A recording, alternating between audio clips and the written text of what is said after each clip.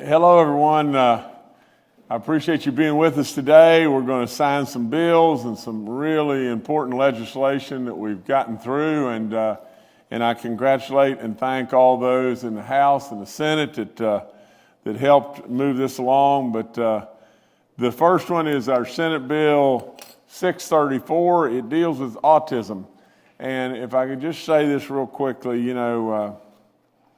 autism affects all of us in every way. And through that, I would tell you just this story real quickly, but my sister was, pregnant with twins. And at the delivery process or whatever, she lost one of the two twins. And the other little boy was born and just a beautiful child. I mean, grew up and just blonde hair and just a gorgeous little boy. And then out of nowhere, at a really early age, autistic. And through his life now, he's my size. And he's a wonderful, wonderful young man, and what a blessing from God that he's been to all of us and everything. There's been surely struggles and tough moments, but at the same time, what a wonderful, wonderful child, young man that suffered from this terrible, terrible, terrible affliction as his parents, my sister and her husband. And so it's been tough going, but it's been really rewarding and happy, and that's the way we want to look at it. But in all of this, the passing of this bill will make things better. It's requiring training of certain officers for persons with autism spectrum disorder. The bill requires law enforcement and correctional officers to be trained on the best ways to interact with those with autism. Research has shown us that interactions with law enforcement can be dangerous, from the standpoint of many times our law enforcement officers or our correctional officers without training come to opinions or viewpoints and everything that can lead them to suspect because the behavior may be something that they can't pick up on. Now our first responders will receive the proper training on how to recognize and interact with individuals with autism or other mental health issues. So now we got the one of the absolute superstars. He's going to speak to us. His name is Dr. Mark Ellison. He's at Marshall. He is the director of autism training at our autism training center there. And Doc, if you could talk now and give us more insight into the goodness of what we're doing here today. Thank you, Governor. I really appreciate your personal story as well. I think hearing those stories makes these kinds of bills that much more important. For those who don't know, autism is a really complex neurodevelopmental disorder. It affects social communication and social interaction and behavior. And it's probably much more common than most people anticipate. It affects 1 in 54 individuals. And it's very likely that individuals with autism's characteristics or symptoms may not be easily observed. In fact, autism is often called an invisible disorder because of that. So it's likely if they interact with a police officer or a corrections officer, their behavior might be misunderstood or misinterpreted. And that's a really important thing to try to work against, because we know from research that by age 21, 20% of individuals with autism have been stopped by police for questioning, and about 5% have been arrested. And that's a really large number when you realize that autism prevalence makes up between 1% and 2% of the entire population of the US. So Senate Bill 634 is a really significant step in helping police officers and the community in general understand autism better, and hopefully will prevent some really poor outcomes. I want to make sure that I mentioned there are a lot of people who were involved in the development of this bill. We greatly appreciate the efforts of Senator Caputo, who sponsored the bill, and also Delegate Rick Griffith, First Sergeant KG Murray, who's the Deputy Director of Training at the State Police Academy, and Autism Society leaders Carol Giles and Chris Fair. You know, I'm aware of only 2 states that require autism-specific training for police officers. So once again, West Virginia, at least in the world of autism supports, is kind of a pioneer and kind of leading the way. And this bill gets us even further ahead of the curve in being a national leader for the supports of people with autism. So thank you again, Governor, for your support in improving life quality for those in West Virginia living with autism spectrum. No, Doc, first and foremost, thank you.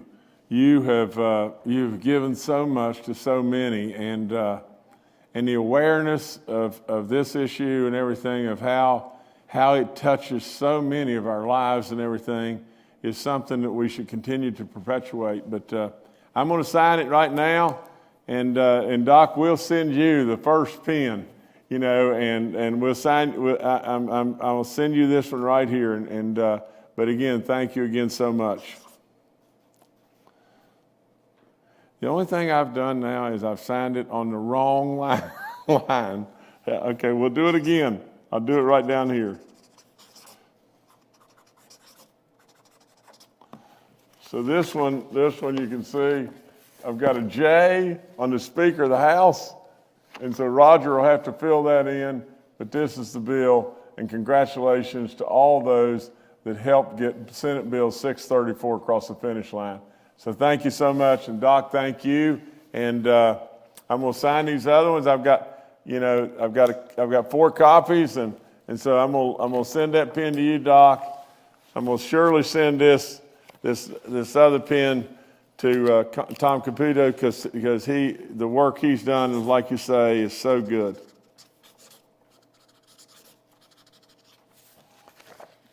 Okay, there's that. And I'm going to put that right here. Jordan, you've got to take care of getting that to the right folks. And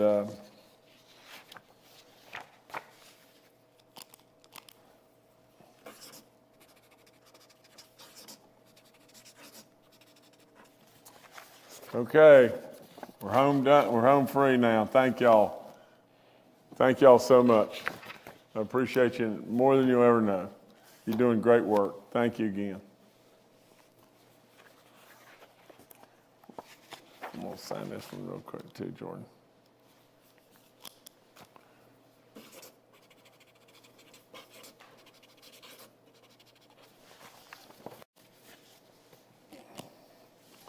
Okay, I'm going to put all these over here to the side. Just 1 second.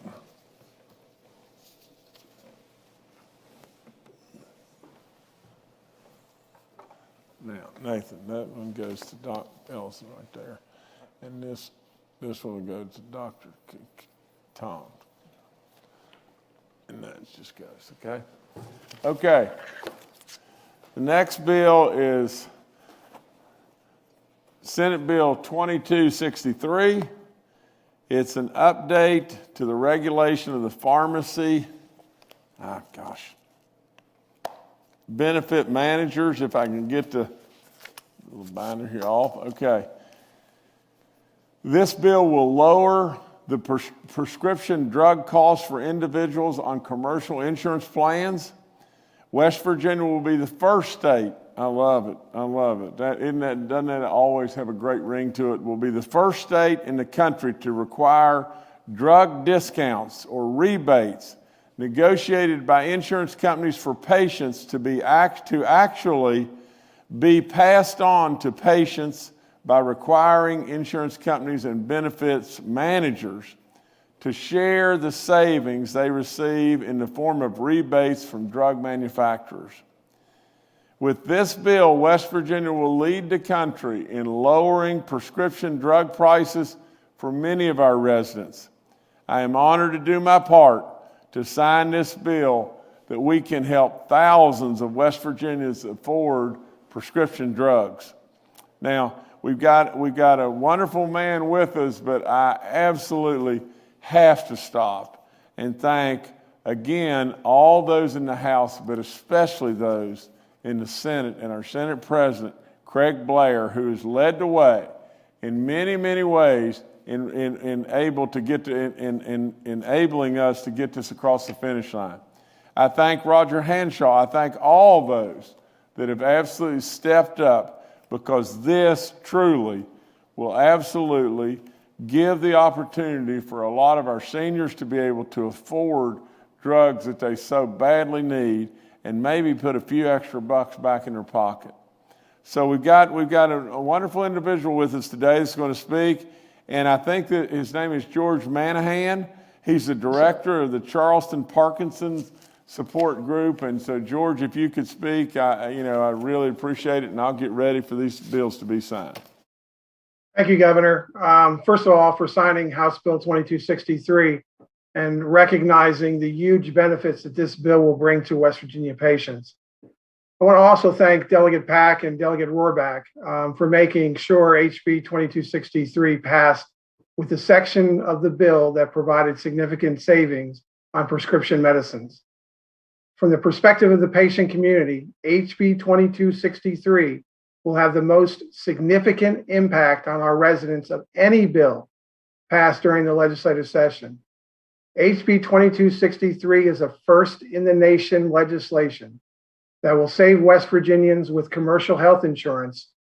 That's nearly 800 residents, millions, if not billions of dollars on prescription medicines. Governor, this bill will require insurance companies, as you mentioned, and pharmacy benefit managers, or PBMs, to pass on drug rebates they receive from pharmaceutical manufacturers directly to the patient at the pharmacy counter. These are discounts negotiated for patients that have never been received by patients. This bill could save patients taking expensive heart, cancer, and yes, even Parkinson's medicines, hundreds of dollars per prescription during the deductible period. These lower prices will also mean more West Virginians will be able to afford and will then be able to take their medicines, leading to better, healthier lives. Thank you again, Governor and West Virginia legislators. They passed this bill unanimously in both the House and the Senate on behalf of the patient community. Well, it's a great, great, great testimony to good work that can be done in Charleston, and I just am signing in celebration of just that. So I'll do that right now. And George, this will be your pen. Thank you. And we'll get pens on to Doc Robach and lots of different people. Thank you again so much. It's a great day for West Virginia. House Bill 2263.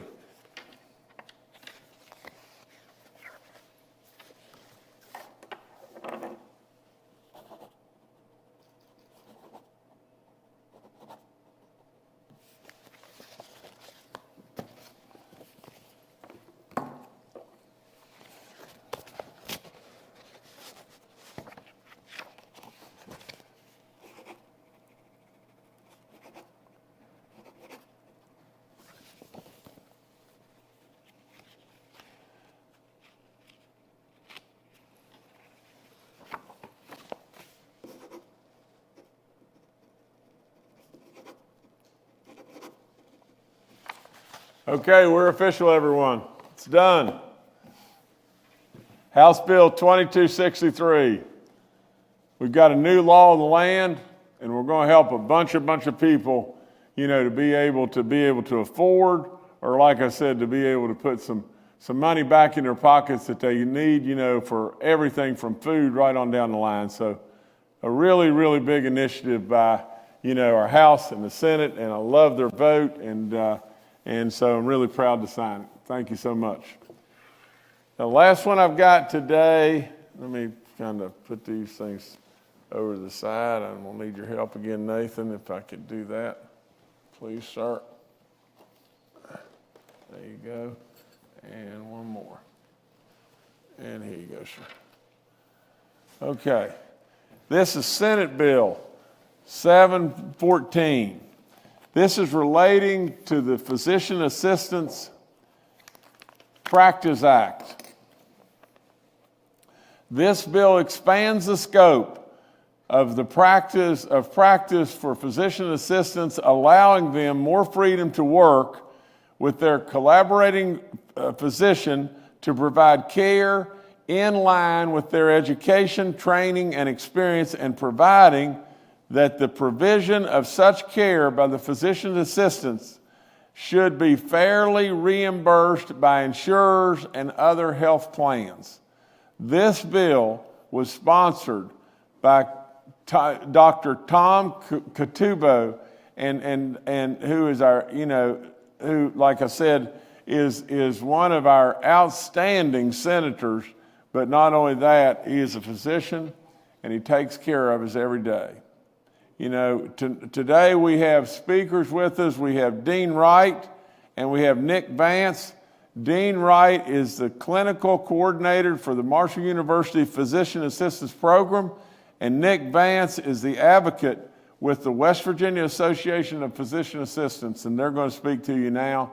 But, these great people that do all kinds of great work all the time. I've got a lady that's not very far from my house. She works at Greenbrier Care. She does phenomenal work. She is, in her own way, she's a physician assistant she's a doctor through and through. That's just all there is to it. It is amazing the work they do, and the work they do in coordination with the physicians that are there. And I've seen them in action, and I am all on. I'm all on board, because I think these people do phenomenal work, and they need to be properly compensated by what they do, and be properly appreciated. So I'm all on board. So if Dean Wright and Nick Vance could talk to us now, it'd be great. Dean, if you'd go first, please. I think we've got a little technical issue going on here. Yes. Can you hear me now, Governor? We got you, sir. We got you. Okay. All right. Thank you. First, I want to thank you, Governor, for signing this bill and realizing how important this legislation was and is to the future of the PA profession in West Virginia, but more so the health care of the citizens of our state. There's about 140,000 PAs in the country. Only about 0.7% of those PAs are working in West Virginia. A lot of the reason for that is that the rules and regulations in West Virginia, although they've been around for a long time, have not been modernized to the point that allows, as this bill does, for PAs to work at the level of their education and their experience, and really for things to be decided at that practice level. PAs work in collaboration with the physician, and the whole development of the PA program and the whole concept relates to the relationship with physicians. And we are part of team practice before there really was a team practice of medicine. So we do value that relationship. And again, I thank all the people that were involved with doing this. I'm proud that Marshall University now has a physician assistant program, of which I've been blessed to be a part. We have our first cohort of 25 students that just started in January. They have final week this week, so there's a lot of anxiety in this building as I'm speaking, as they take their final exams. But this bill will go a long ways to let those PAs who we are training here and will graduate from here to stay here and practice. and it'll be enticing for them to do that. Again, the ultimate beneficiary is going to be the patients and the citizens of the state. And again, the governor, I thank you for signing this. I appreciate Dr. Takubo's efforts in getting this signed. I appreciate, Marshall University now being one of the 5 programs in the state that does educate physician assistants. And I want to thank Dr. Gilbert at Marshall and Dean Shapiro with the med school, Bobby Miller, Dr. Bobby Miller, and Dr. Steve Wilson, who have been instrumental in getting the concept started, and all the faculty here at Marshall, and particularly Ginger Bowles, who's the director of our program, for all the work that we've done to bring this education to the area. So thank you. Nick, if you'd like to talk now, and then I'll come back in.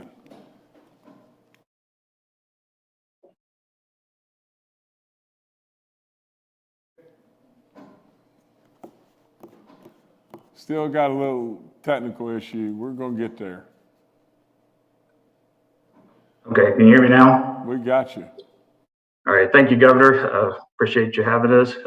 It's a wonderful day for both current and future PAs of West Virginia, but especially the patients of West Virginia. With passage of Senate Bill 714, PAs will be able to provide high quality care to the patients of West Virginia with fewer administrative burdens to the healthcare team, allowing better access for patients and to make West Virginia a much more attractive state for PAs to practice. We'd like to thank Senator Takubo for all of his help through everything, as well as delegates Pack and Summers for help making this possible. So, and we greatly appreciate you, Governor Justice, for your support of the PA profession and your strong leadership and commitment to the frontline workers during this pandemic. We greatly appreciate you signing our bill. Well, Nick, and to Dean Wright, I am only humbled to sign the bill. I'm honored. I just want to take just 1 second and let's just step back from this and just think. Just because something's been on the books a long time, that doesn't mean it's right.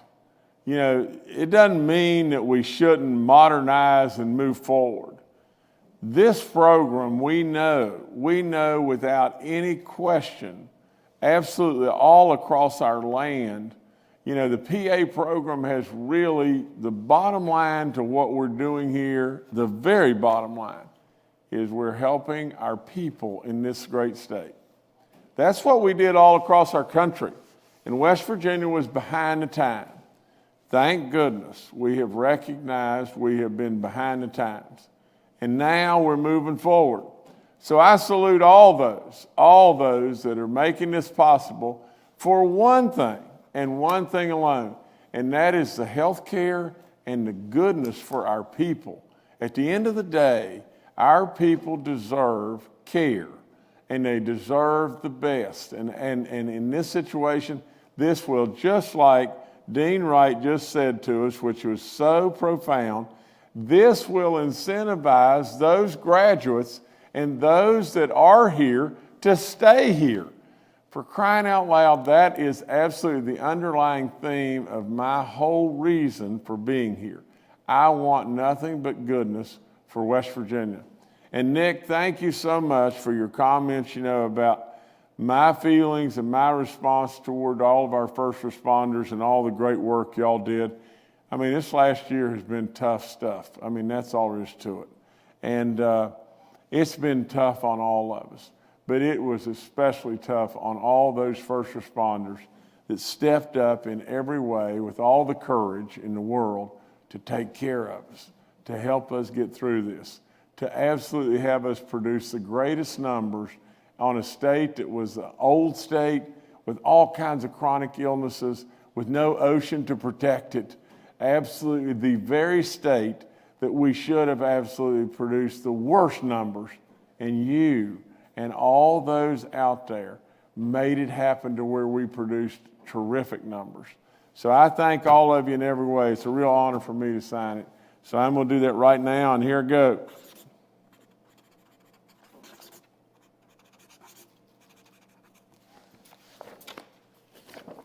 That's it. Senate Bill 714. Thank you for sending it to me. It's been an honor to sign it. It's going to be a new law, and that's good, good, good stuff.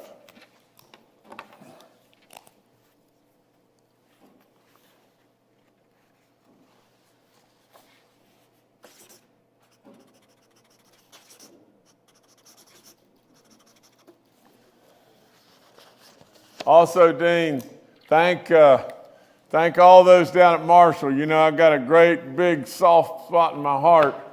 You know, to be perfectly honest, I'd never be who I am in my life if it hadn't been for Marshall University. You know, we have great, great universities within our state. We have great colleges. We have so many, many, many great people that are working really hard every day to help us. So I got a lot of wonderful memories. Some of them that I don't want to tell about Marshall University, but nevertheless, thank you again for all that you've done for all of us. Be sure and thank Dr. Gilbert as well. I'll do that. Thank you.